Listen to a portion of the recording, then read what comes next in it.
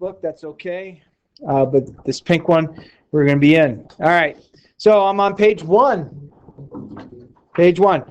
This semester, this stuff that we'll cover it's not difficult, but my gosh, please stay with me on the notes. Jot notes down on the pages. I know there's not a lot of room, but make sure you feel comfortable with it because there's some key stuff that... Anyone have long acrylic nails that can open this?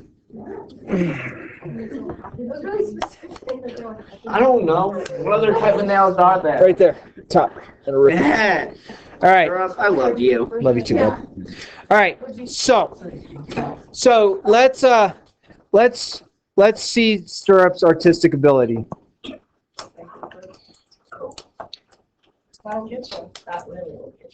You should be an art major.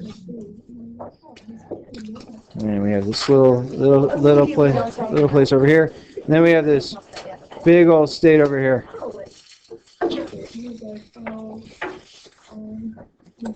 All right. Hey, so that's Stirrup's rendition of the United States.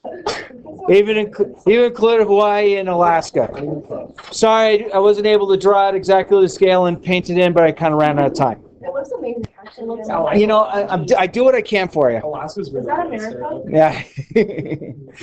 Okay, so we live like somewhere in this region, somewhere like here. Like this is kind of sort of close to... Further to the right. Okay, well, you know, it happens. But we have Colorado. Agree? Yes. So let's pretend I'm going to do this. I'm going to take a random sample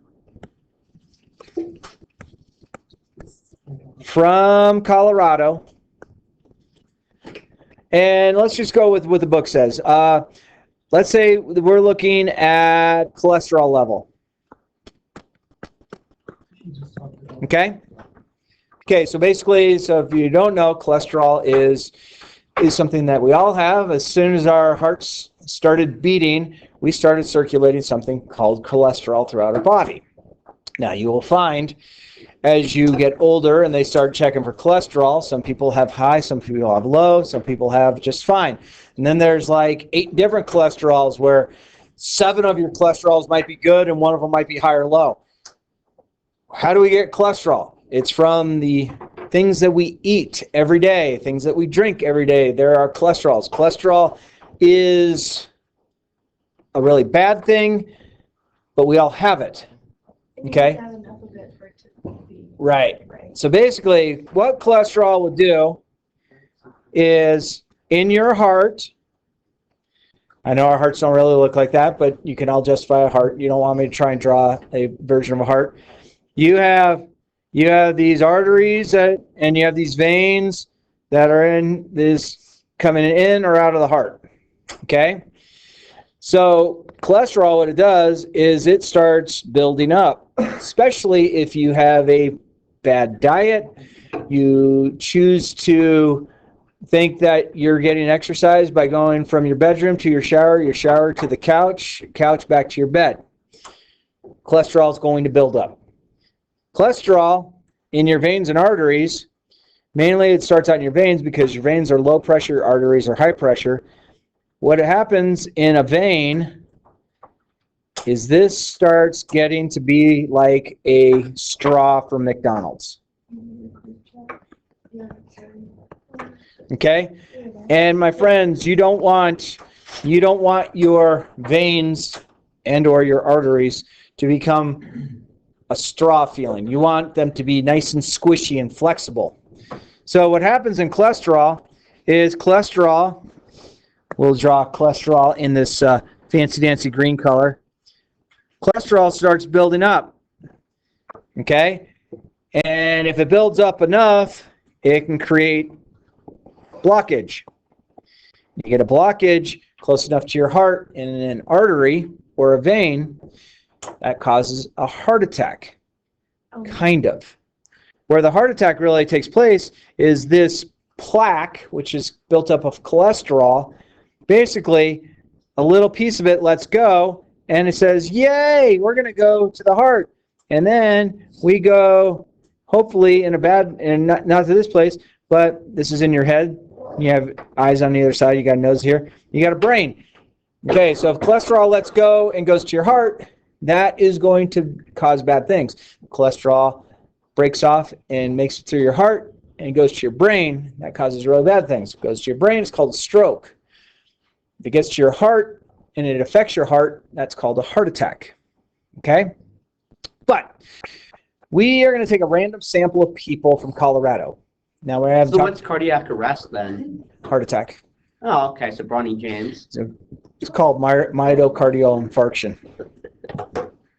Okay, so if I were to take a random sample of people, now I haven't talked about how big of a random sample we're taking at this point, but we're going to start realizing that there's a certain value that's an acceptable amount. But a few things. Let's say I take the cholesterol level and I say, I want to take from Colorado and I want to apply it to the rest of the United States. Okay, I guess there should be 50 of these, but close enough. Okay, if I collect a random sample from one specific location and say, now I want to apply it to everybody, that's really, really bad statistics.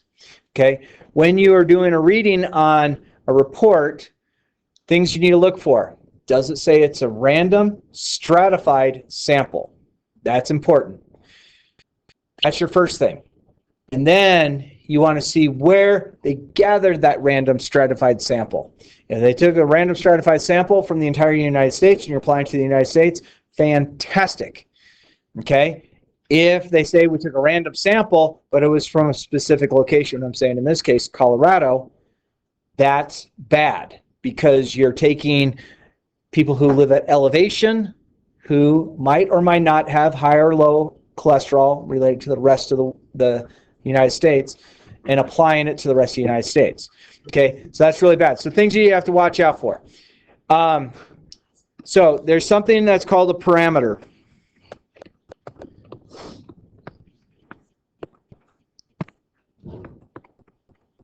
I don't know why I switched colors, but we'll go with it. All right, parameters are numerical characteristics of an entire population. Most of the time, parameters are unknown. Why do they even exist if they're unknown? Well, it becomes the whole population. Okay? Known. Okay? Most of the time. All right, so parameter is a numerical characteristic of the entire population, but it's mostly unknown. Now, if you wanted to collect data from your entire population, that's called a census. Okay, you can get really good data from a census, but it's really costly. It takes a lot of time. It takes a lot of manpower. So you can't really do a census. When I'm working on my dissertation for my doctorate, I'm going to be doing a random stratified sample, collecting data. I don't have the time or the money and anything else to go and do a census. So I have to realize, rather than taking the entire population, I'm going to take a random sample, random stratified sample of the population. A certain amount will take place that I can start using tests to say, okay, this then goes out to the entire population, which is basically our parameter. Okay?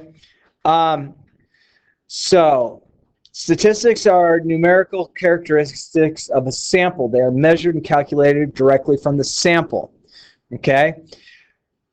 In inferential statistics, the goal is to use the characteristics of the sample to estimate the characteristics of the population. So then they have something called the population mean, where you will start seeing this weird looking U. This is the Greek letter mu. This is for the population mean. And then you have the population standard deviation. And the population standard deviation is this 6 that fell over. Okay? That's the Greek letter phi. Okay? The standard deviation of an entire population of interest is usually unknown as well. And then you have the sample mean. The sample mean is X bar, which we've seen, and the standard deviation, we're going to use we're going to use just the letter S. Okay? So we've seen the X bar and the S before for standard deviation. Sometimes I might have used the population standard deviation, first semester. Okay.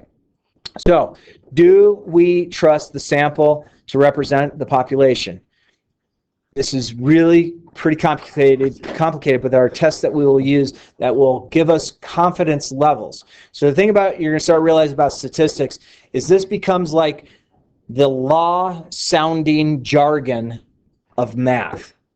It's like we will start getting to something going, hey, we are 90% confident that our mean, our sample mean, or our X bar, within plus or minus this margin of error is acceptable. Meaning you're not saying you're 100% sure. You're not going to get to saying I'm 99.9% sure. If you actually do that, you have a very broad standard deviation real far out. The less, so they kind of inverse of each other, and we'll talk about that later. So random sampling, and this is on top page 2, the individual selections in the sample were randomly chosen from the population of interest. This implies that each individual in the population of interest had an equal chance to be in the sample. And then you have independence. The probability that an individual's response was unaffected by the conditions which these selections were made. And then, is the sample size large enough? Small sample sizes suffer from a high sample-to-sample variability. You don't want to draw conclusions about the population based on a small sample. Now, we will actually end the semester talking about what do we do when we have a small sample? What do we do when we only have like 7 people or 7 things that we're testing out of a billion things? There's a test that we use called the t-test in that situation. Okay, so they talk about the cholesterol thing about halfway down page 2. Let's assume the cholesterol levels nationwide have a mean of 195 and a standard deviation of 25. Okay, those are all terms that we heard. So we have a population mean of 195 and a sample mean of 192 as we read forward. Okay. A medical researcher collects data from a database of 2,000 patients at a local Denver hospital. From this group, the patients, he calculates the mean cholesterol level of 192 and standard deviation of 21. So then we have the population standard deviation of 25. So these are both from the population. And then from our sample, we have a sample standard deviation of 21. So, a few things here. I will tell you that 2,000 pieces of data is a really good amount of data to make a decision. But a few keys that stick out here. They say in the study, the cholesterol levels nationwide, okay? So you're talking about the entire United States, is 195 and 25 of mean and standard deviation. Okay, then it says a medical researcher collects from a database of 2,000 patients.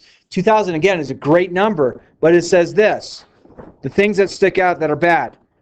Local hospital.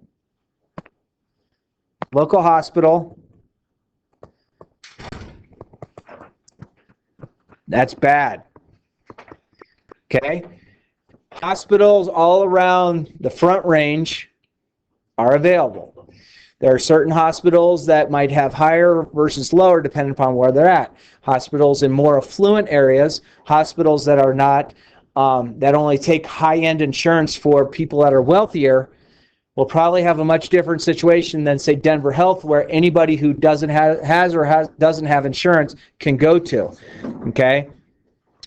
So, the Denver hospital, that's bad. You are at a local level.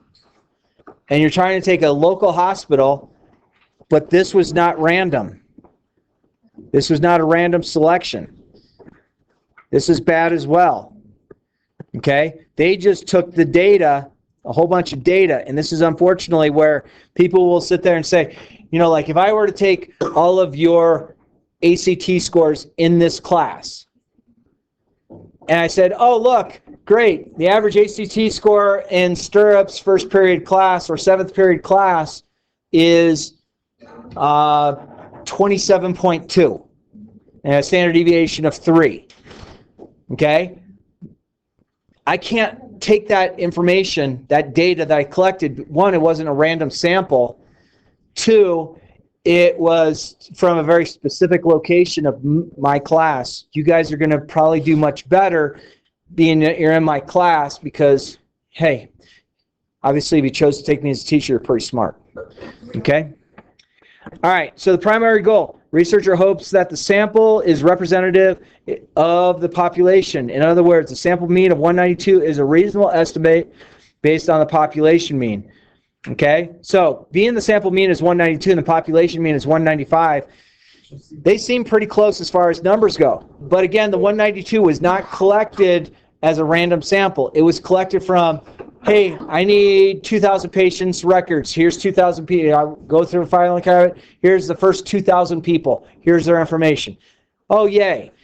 That's really bad statistics. Unfortunately, this is how a lot of places, including school districts, will make information take place. Okay? All right, so then we look for signs that the sample may not be representative of the population at large. Okay, is it reasonable that our estimates should be trusted? Well, yes. Although the sample size is quite large, we pulled from a database at one local hospital. That's really bad. That is a huge red flag. Okay, these are conversations when I go to district meetings and they say, hey, this school is doing this, look at their scores. I say, so what? And they're like, no, you have to accept this. No, I don't. You did not take a random sample. You collected from your one individual location and said, ta-da, look at this. Okay? And I have been in a lot of conversations. In fact, right now, we're involved as a math department district-wide to say, hey, no, you're not showing us the information to make us go and change what we're doing. Okay? I kid you not, there are mathematicians in this district that are not in the classroom that are trying to push a curriculum for all of us to change. And during the meetings, people are saying, show us the data. Oh, and they'll say, oh, we have data. Well, show it then. Well, we have data. No, show us the data. No, we have data. Was your data as a random sample? No, we have data. Okay, I'm chasing a dog around a tree with these people because they are not smart. They're not literate as far as statistics goes. Okay? If they are literate, they're not showing it. Okay? If the goal is to estimate nationwide cholesterol level, they need to be randomly select people from the entire population of interest, the entire United States. Okay? Possibly, we now know of reason to doubt this estimate, which does not make for strong evidence. What do researchers do when their sample is not representative of their population interest? Like, if I went and, let's say I was the grader of your guys' ACT math portion. And I thought, oh, wow, look, this is cool. Well, what I should do as a researcher, it's fine if you look at the data of an individual group, but then you take that upon and you start doing deeper research based on the information you know. Okay? And you gather your data from a random sample, and you run your test based on a random sample and then apply it to all. Okay? You don't just take test scores and call it, hey, look what I did. This is what we did. When I have math meetings, just in like my Algebra 1 or my statistics, like me and Mr. Anderson when we meet, hey, what was your average score on this test? Oh, it's this. What was your standard deviation? Oh, it's this. What was yours? Me and Mr. Anderson are very close on what our scores are. Okay? That's pretty cool. But that's just a conversation between he and I. We're basically looking at going, one, we're probably a similar type of teacher, a similar type of grader, and obviously we're given the same test. So that's pretty huge. So the big thing that we have to watch out for, friends, if you don't see random sample or random stratified sample is even better to say, that's really bad. You don't accept it. It is not the gospel truth. If you start seeing stuff that has a sample And like if you look at a sample and you're like, that seems pretty small. It's like, hey, we took a random sample of 12 people. 12 people seems pretty small at this point. Okay?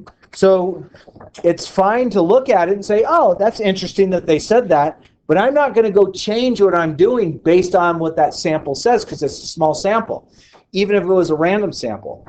Okay? I did work for Smoky Hill High School 10 years ago when I was a math science coach for the district. And I was working for their business department. And their business department wanted to say, because kids take our business courses, we want to show kids that take our business courses do better on the ACT overall. And then I said, well, let's put a prescription in place, meaning let me create a worksheet of 5 different problems, and each of those 5 problems will have a video that would go with it to teach kids how to do this particular problem. So what I did is I went to the ACT, and I found a very easy problem, something that most students should be able to comprehend if they've read the problem. And then I found kind of a easy to medium level, and then I found a medium level, then I found a medium to hard, and then I found a hard question. So we had 5 different things that we took care of. Okay? We put the prescription in place, had those kids take the ACT, and I ran the old data, the new data. I did the data of the business kids that took business courses, and I took the entire population of Smoky Hill High School, and we were able to show that there was a slight difference in the mean. And they're like, great, we have a higher average with kids in business, therefore it works. I'm like, time out. It wasn't a random sample. I mean, if kids are going to take a business class often is an elective. If you have kids that are taking an elective, that means you have kids that have passed classes who have room to put an elective. There are kids that might have to repeat a course so they can't take a business class. If kids repeating a class or classes and doesn't take a business class, that doesn't fall into play. But they wanted to change everything they were doing in their business class to focus on the ACT. And I'm looking at them going, no, this is a waste of time. We're not proving anything. And I'm showing them the data behind it. And they're like, nope, they're still. So they decided they kept doing it. Good for them. It's not hurting their kids to see ACT problems. But, it's one of those where the business department will say, hey, because kids that take a business, they do better on the ACT. No, it doesn't mean that. Okay, so, my friends, I would like you to try page 73 and 74. See if you can work through it. That'll be our first homework for second semester workbook that we'll do. Deal?